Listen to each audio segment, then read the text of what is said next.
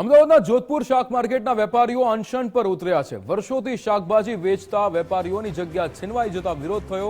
વેપારીઓને પ્રહલાદનગરમાં કોર્પોરેશને જગ્યા ફાળવતા વિરોધ થયો। 10 દિવસથી જોધપુર શાક માર્કેટના વેપારીઓ આંદોલન પર છે।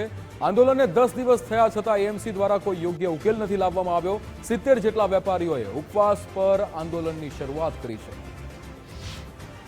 અમદાવાદના જોધપુર વિસ્તારમાં શાકભાજી માર્કેટ બચાવો અભિયાન ચાલી રહ્યું છે। છેલ્લા 10 દિવસથી શાકભાજીના જે વેપારીઓ છે તેઓ આ લડત લડી રહ્યા છે અને હવે જે છે તેઓ આમરણ ઉપવાસ પર ઉતર્યા છે। જોઈ શકાય છે કે લગભગ 70થી વધુ વેપારીઓ છે, બહેનો છે, ભાઈઓ છે અને સૌ કોઈ જે છે રોડ ઉપર બેઠા છે। સૂચક બેનરો સાથે તેઓ જે છે અહીં પોતાનો જે રજૂઆત કરી રહ્યા છે। તેમનું કહેવું છે કે તેમના જે પરિવાર છે ત્યાં શાકભાજીના ધંધા ઉપર નિભે છે અને હવે જ્યારે તેમના ધંધો બંધ કરાવવામાં આવી રહ્યો છે કોર્પોરેશન દ્વારા, ત્યારે 200 પરિવાર તેના રોજગાર માટે રોડ પર છે અને તેમને સહયોગ કરવામાં આવે તેવી તેમની માંગણી છે। આપણી સાથે રાકેશભાઈ છે। રાકેશભાઈ, શું કહેશો આજથી આમરણ ઉપવાસ?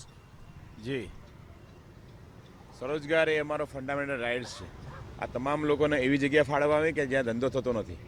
એ તમામ લોકોને મ્યુનિસિપાલિટીમાં વારંવાર એ લોકો બોલ્યા, મળવા ગયા, પણ સાંભળવા તૈયાર નથી। સંગઠન તરફથી અમે લોકો ગયા। ડેપ્યુટી મ્યુનિસિપલ મિરાન પરીખ સાહેબનું કહેવું છે કે ભાઈ ધંધો કરો ત્યાં જ કરો, બીજે ક્યાંય તમે ધંધો કરવા નહીં દઈએ। અહીંયા ધંધો ચાલુ કર્યો તો પોલીસ સાથે આવીને કર્મચારીઓ, એના બોડીગાર્ડ અને મજૂરો તમામ લોકોએ મારામારી કરી, 50-60 હજારનું શાકભાજી નુકસાન કર્યું અને મોબાઈલ લૂંટી લીધો અને પૈસા લૂંટી દીધા। આવી ફરિયાદ અમે લીગલી આપી લેતા નથી અને ધંધો બી ચાલુ કરી દેતા નહીં।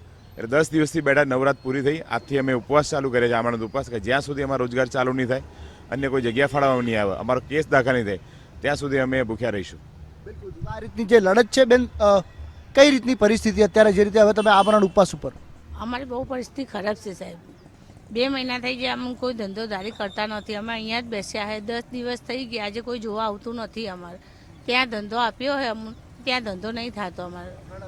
પહેલાં ન ગાડે ને અહીંયા બેઠા ને તો અહીંયા પોલીસવાળા આવીને, દબાણવાળા આવીને મારામારી કરીને બધી લારીઓ લઈ ગયા અમારી। શું માંગણી તમારી? અમારી માંગણી એમ કે આજુબાજુ ધંધો આપે તો સારું, રોડ ઉપર નહીં, ક્યાંય જગ્યા આપે તો સારું। બિલકુલ, તો સૌ કોઈ જે છે જોઈ શકાય છે મોટી સંખ્યામાં શાકભાજીના વેપારીઓ છે અને સૌ કોઈ જે છે તેમનો ધંધો, જેમનો રોજગાર જે છે તે બચે અને અહીં જ જે છે તેમને જગ્યા ફાળવવામાં આવે નજીકમાં, તેવી તેમની માંગણી છે।